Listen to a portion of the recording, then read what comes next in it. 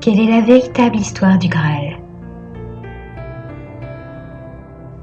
L'État et l'Église consacrent tant d'énergie à tromper l'humanité, traquer ses porteurs de connaissances, déformer les enseignements originaux.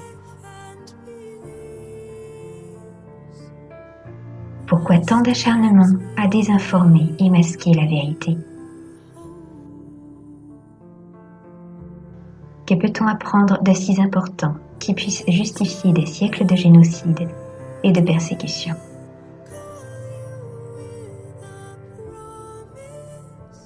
Que craignent en fin de compte les dirigeants de la planète?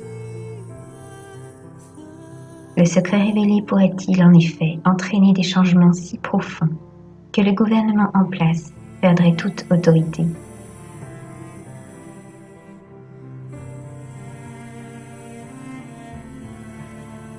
Voici l'histoire d'un combat millénaire contre la désinformation, qui se veut être la clé pour libérer l'homme de sa prison.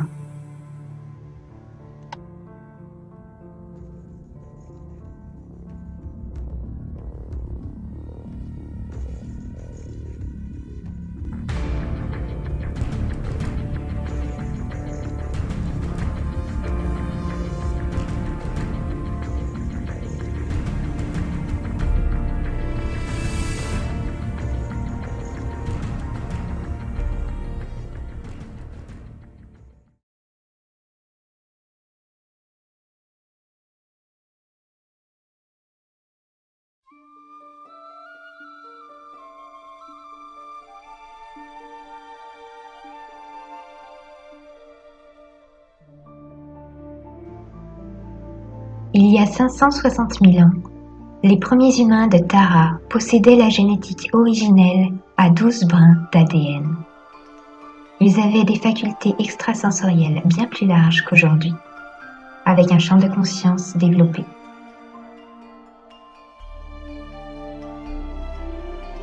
Ce sont les expérimentations négatives qui réduisirent le potentiel humain à 2 brins d'ADN.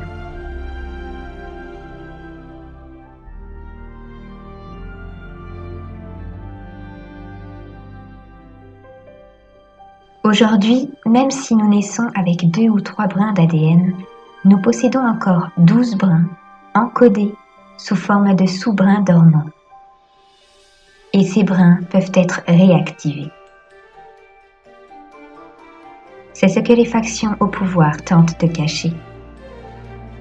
Tout le monde a la possibilité de restaurer sa génétique et de récupérer son plein potentiel.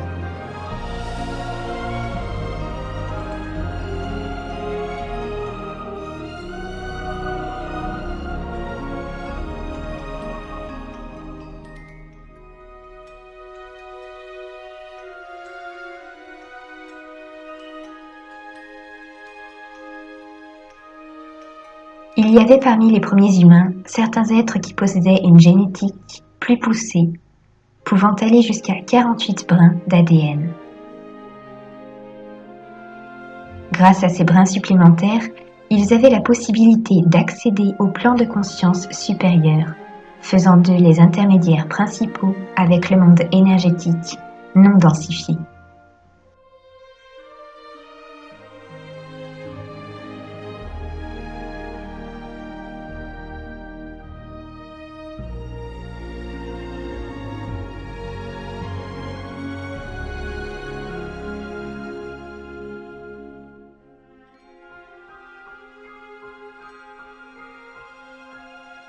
Ces représentants des hautes sphères étaient nommés Oraphins ou humains angéliques.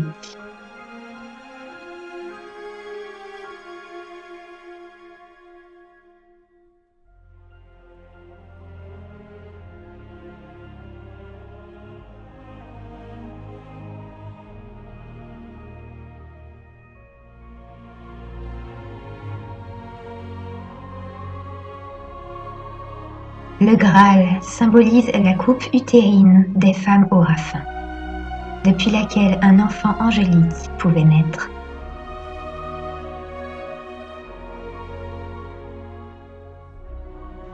C'est pourquoi on appelle famille du Graal l'ensemble de la lignée descendante directe.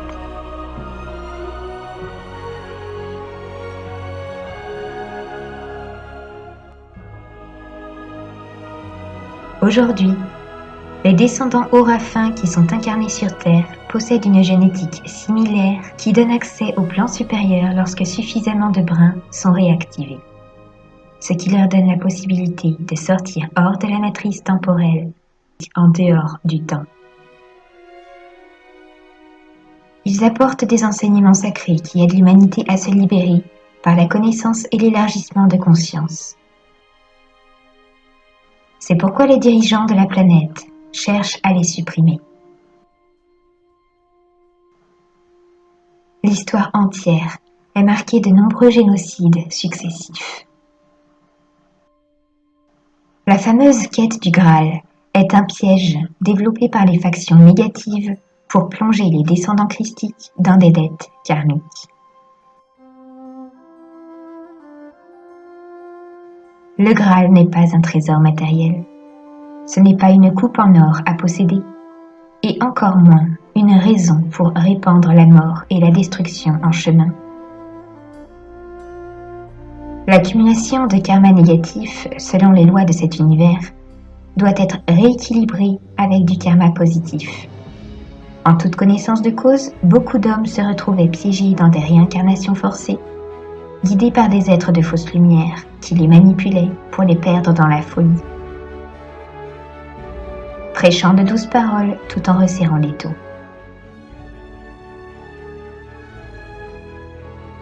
Peu à peu, incarnation après incarnation, ils étaient pris dans les filets du monde matériel, déconnectés des plans supérieurs, et devenaient de plus en plus amnésiques.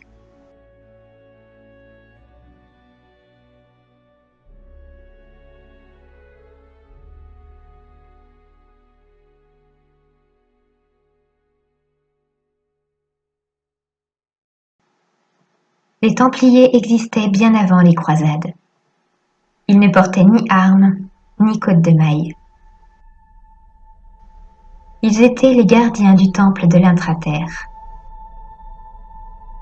protecteurs du portail-cœur principal qui donne accès à d'autres cœurs stellaires pour voyager rapidement dans le temps et l'espace.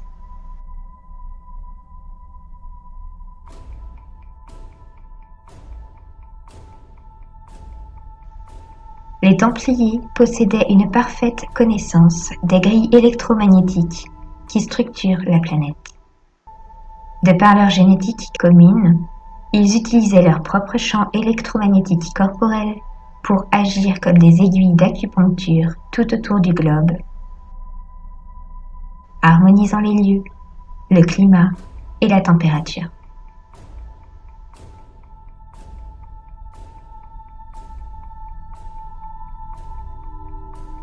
La première forteresse templière s'érigea sur l'une des 3 îles Atlantes.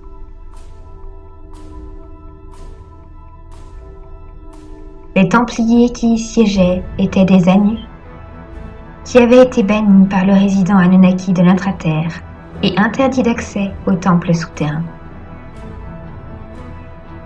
La colère aidant, ces Templiers furent manipulés par Lucifer, qui cherchait à accéder au temple pour détruire le portail-cœur. Ils se joignirent donc à lui, devenant de plus en plus violents et impulsifs.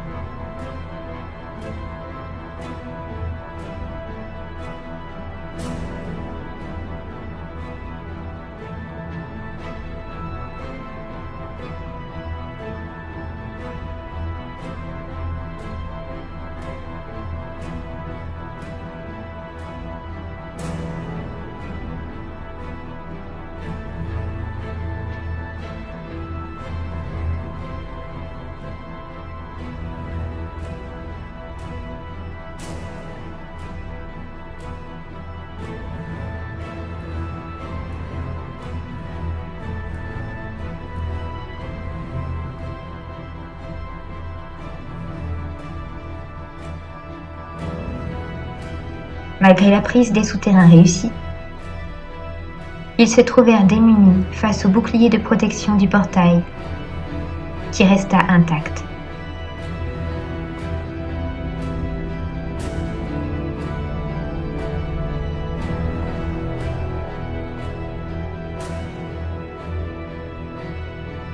Lucifer, chef rebelle Anunnaki, venait de constituer l'Alliance luciférienne. Son but, éradiquer les porteurs d'ADN christique à qui il vouait une haine certaine.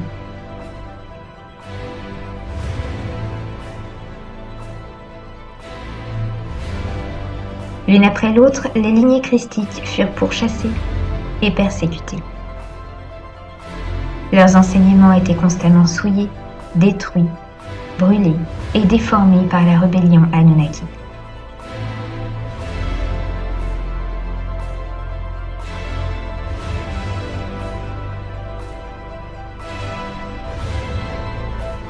Il y a 9500 ans, les premiers chevaliers templiers apparaissaient en armure. Lucifer récupérait les templiers christiques de son côté pour renflouer ses armées. Ceux qui n'obéissaient pas aux nouveaux ordres étaient décimés.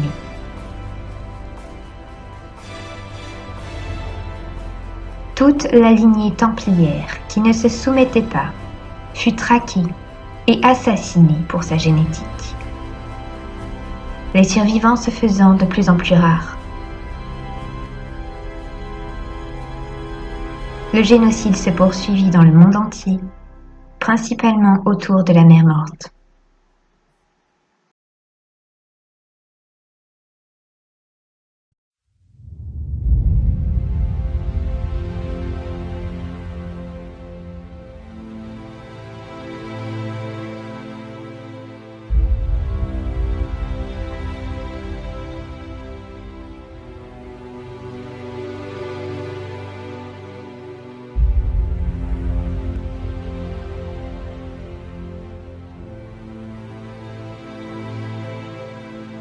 Il y a 4000 ans, un groupe de Templiers survivants se rassembla dans la ville de Jérusalem, sous la protection du premier roi de Salem.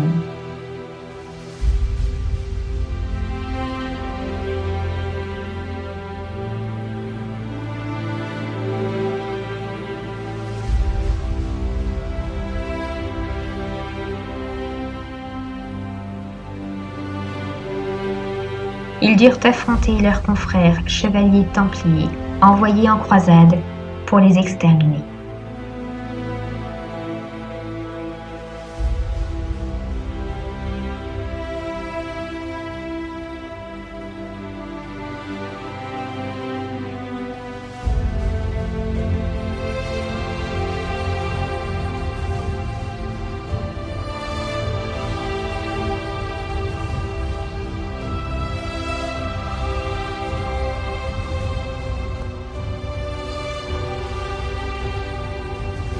Le groupe de Jérusalem, sous la responsabilité des Elohim, se joignit au groupe de Templiers des Azurites en fondant la fraternité essénienne.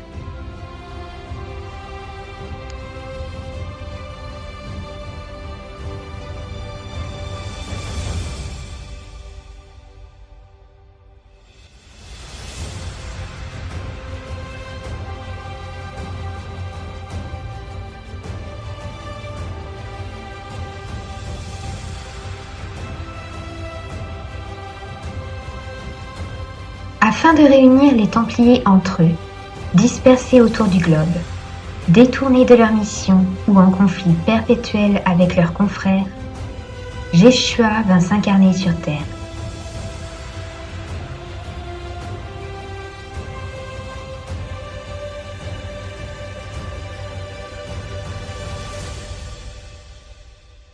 Quelques années précédant la naissance du fameux Jésus-Christ, Yeshua naquit en dehors de Bethléem. Il était fils de Jeudi et de Jéhus, descendant de la maison Salomon, et portait 12 brins d'ADN actifs dans sa génétique, ce qui lui permettait d'être porte-parole des Elohim et des dimensions supérieures.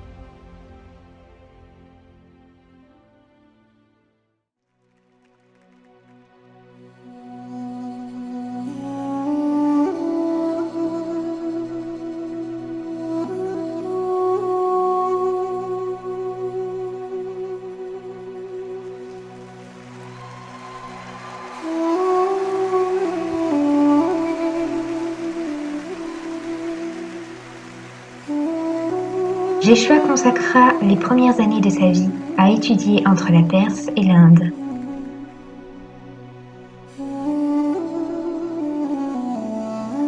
Avant de se rendre en Égypte, à Gizeh. L'Arche d'Alliance était alors sous la garde partagée des Ibérus et des Templiers hébreux. Il orchestra le transfert des âmes au travers du portail, avant d'être arrêté et incarcéré à l'âge de 20 ans. L'ensemble de ces enseignements restèrent entre les mains d'une élite dirigeante qui fonda bientôt l'école des mystères de Gizeh.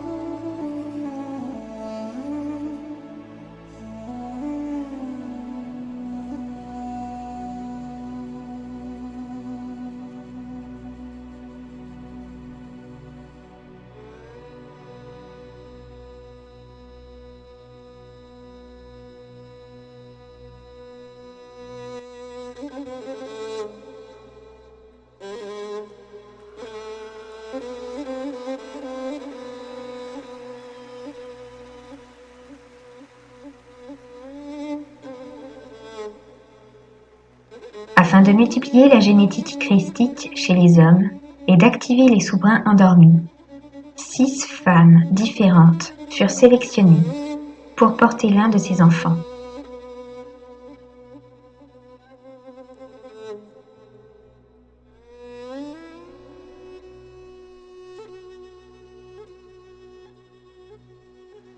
Sur les 6 enfants, un seul mourut, et les autres engendrèrent des lignées christiques qui se répartirent dans l'aristocratie française, le peuple celte, le peuple égyptien et africain.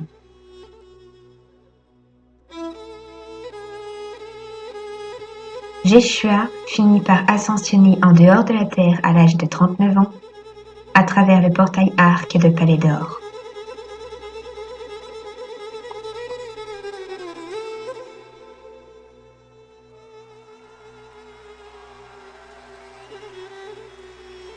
Un autre enseignant vint s'incarner sur terre. Très populaire parmi les Templiers hébreux, Jésus inspira énormément d'hommes.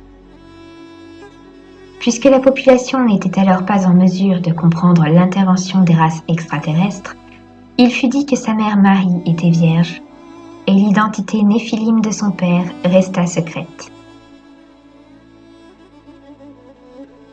Jésus était un descendant direct de la famille d'Akhénaton.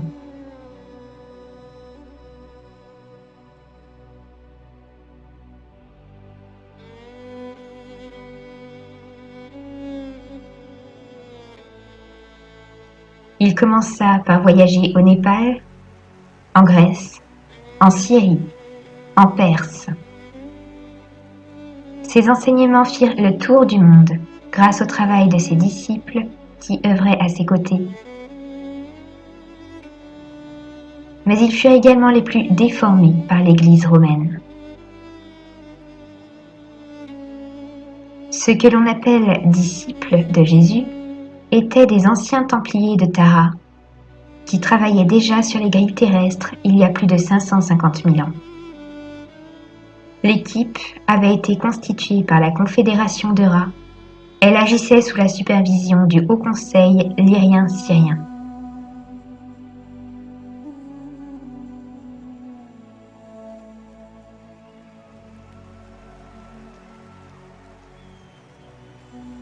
À l'âge de 32 ans, Jésus fut contraint de s'exiler secrètement en France avec sa famille, sa femme, Marie-Madeleine, et ses 3 enfants.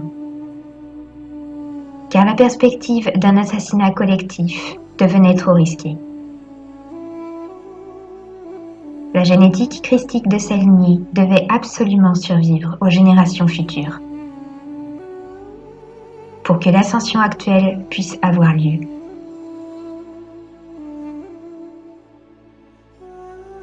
Afin de disparaître sans encombre, sans poursuite ni persécution, un nouvel homme eut la tâche de se faire passer pour Jésus. Ariabi fut appelé par les Elohim afin de prendre l'identité du prophète. Il connaissait les risques et l'importance de cette mission pour que le plan de l'ascension réussisse et que l'humanité puisse un jour se libérer.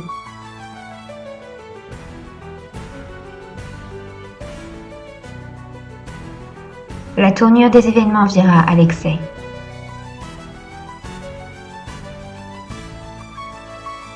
En très peu de temps, Ariabi fut condamné et crucifié sur sa croix. Comme cela est méticuleusement raconté dans la religion catholique.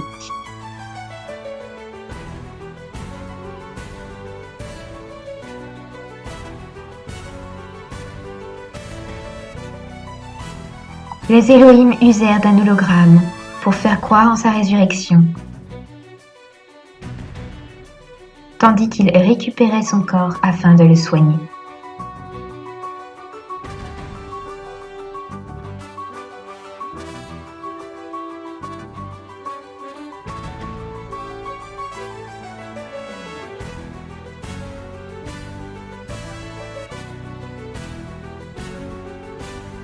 Par gratitude et profonde reconnaissance, Ariabi eut la possibilité de continuer de vivre son incarnation sur Terre et il passa ses 30 dernières années en Inde.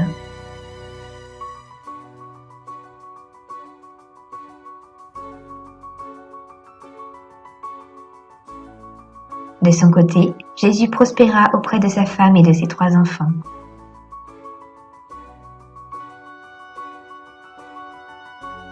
Il termina par se rendre au Tibet pour voyager hors de la matière dans les dimensions supérieures.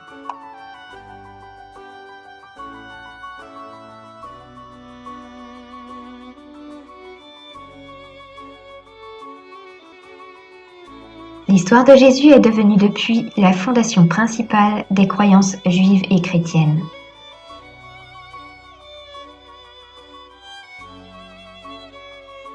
Cependant, aucun texte sacré n'a perduré dans toute son authenticité. Les mythes et les religions sont tous corrompus, déformés par l'élite dirigeante, qui garde une emprise considérable à travers le monde, en manipulant les croyances pour nourrir les conflits, la peur et la division. Quoi qu'il en soit, la venue de Yeshua et Jésus a permis d'une part que la sphère d'Ananti soit restaurée et d'autre part que la vague d'ascension massive soit possible aujourd'hui. Les disciples templiers qui travaillaient avec Jésus sont désormais dispersés dans d'autres équipes sous la tutelle de l'ordre d'Émeraude.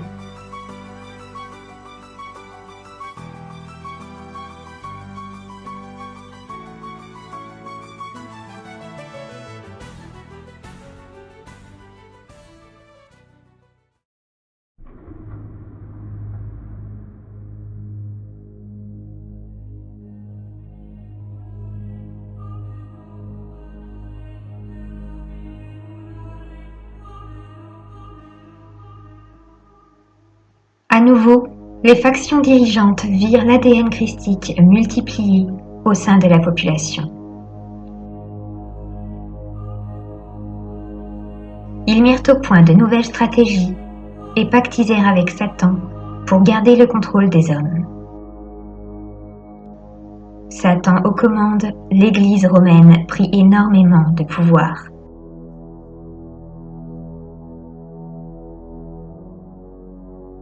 Depuis le siège du Vatican.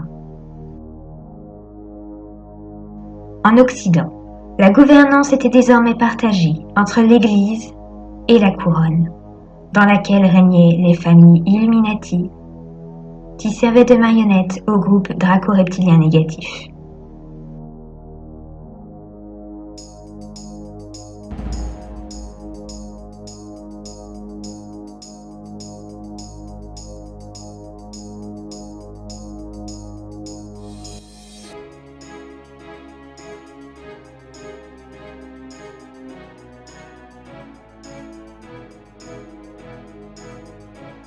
Le christianisme est une religion de peur, fondée autour des vrais enseignements de Jésus, détournés et réinterprétés. Elle met en avant la douleur, la honte et le péché, en piégeant les hommes dans les basses dimensions après leur décès. À travers le confessionnal et le purgatoire, ce sont leurs âmes qu'ils vendaient au diable. Et par consentement détourné, beaucoup se retrouvaient prisonniers des mondes inférieurs. Le christianisme vint peu à peu remplacer toutes les autres croyances en Europe, et les croisades reprirent de plus belle. En croyant répandre la lumière ou propager la foi, les Templiers chevaliers étaient envoyés pour exterminer leurs confrères Templiers de l'ordre d'Émeraude et l'ensemble des lignées christiques survivantes. Ils enchaînaient les réincarnations forcées, obéissaient à l'Église, se piégeaient dans une boucle incessante de dettes karmiques et reproduisaient à chaque fois les mêmes schémas destructeurs, perdus dans la folie et l'incompréhension.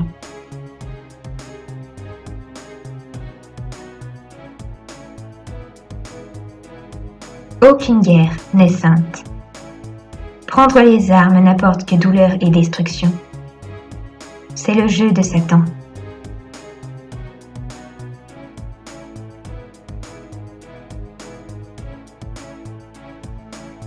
D'un autre côté, les hommes d'église qui prêchaient l'amour étaient justement les plus éloignés.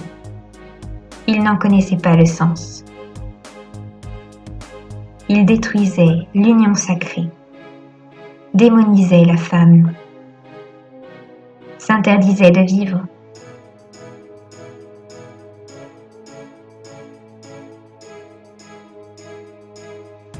Ces hommes de foi n'étaient que l'ombre d'un faux Dieu, instrument à part entière du démon qu'ils fuyaient tant.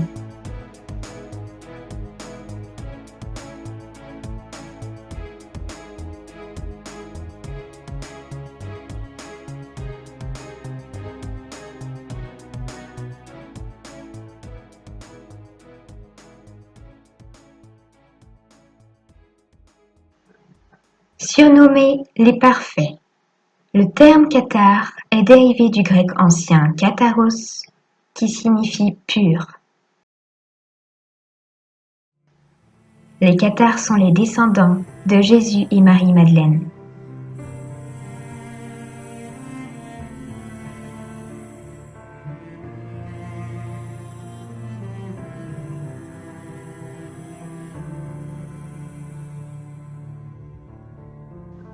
Au Moyen Âge, beaucoup étaient installés dans le sud de la France, principalement dans la région du Languedoc.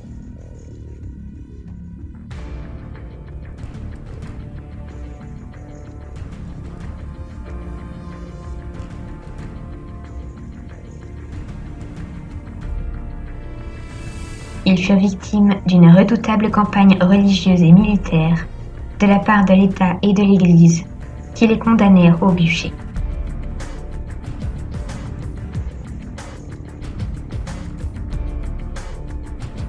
Pour le pouvoir et la richesse, les comtes du Nord répondaient favorablement au roi.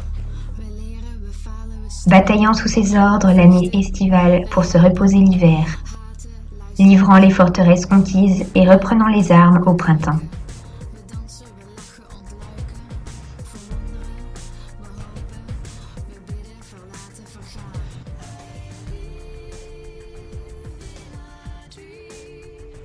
Les comtes du Midi, cependant, s'opposaient au roi, apportant soutien et protection aux familles du Graal. Malgré une forte résistance, ils étaient peu à peu dépossédés de leurs terres et de leurs biens.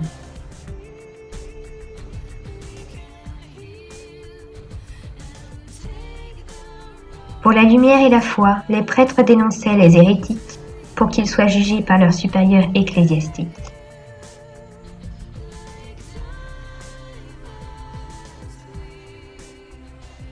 Si les cathares refusaient d'éradiquer leurs croyances sous les supplices de la torture, ils étaient condamnés au bûcher.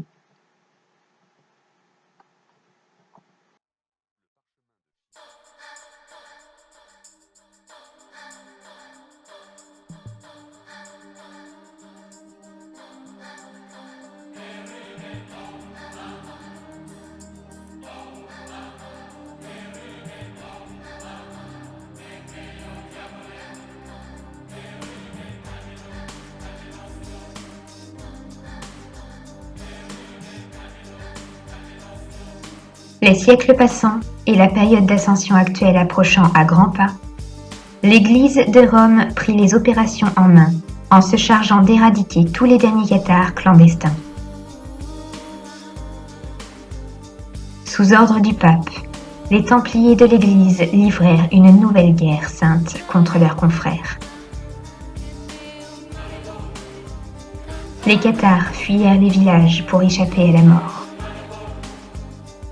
Ils étaient tantôt accueillis par les comtes dans leur forteresse en nid d'aigle, tantôt voués à errer en nomades pour survivre.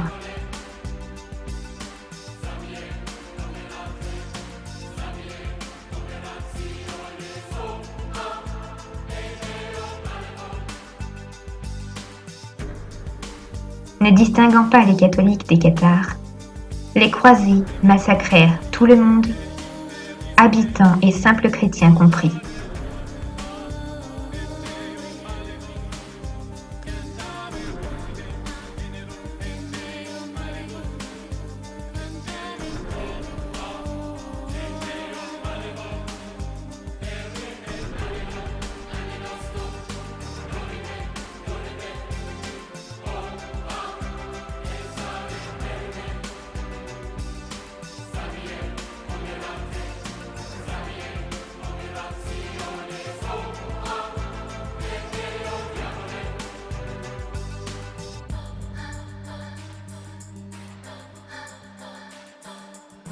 L'histoire devint une légende.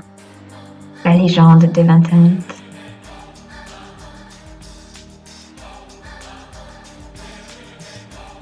Aujourd'hui, les livres omettent de mentionner l'origine christique de l'homme, sa nature cosmique, préférant s'attarder sur les dégâts traumatiques des guerres perpétuées.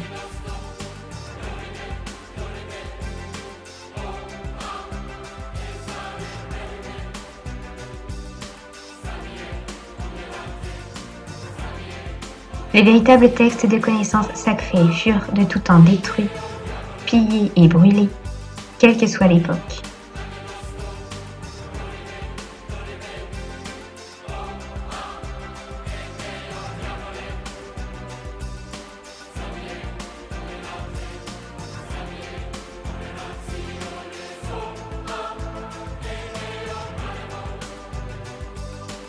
Tous les textes religieux, la Bible, la Kabbale, le sanskrit sutra, les tablettes d'émeraude, tous sont des fragments d'histoire réécrits pour perdre les chercheurs de vérité dans l'incompréhension et la division.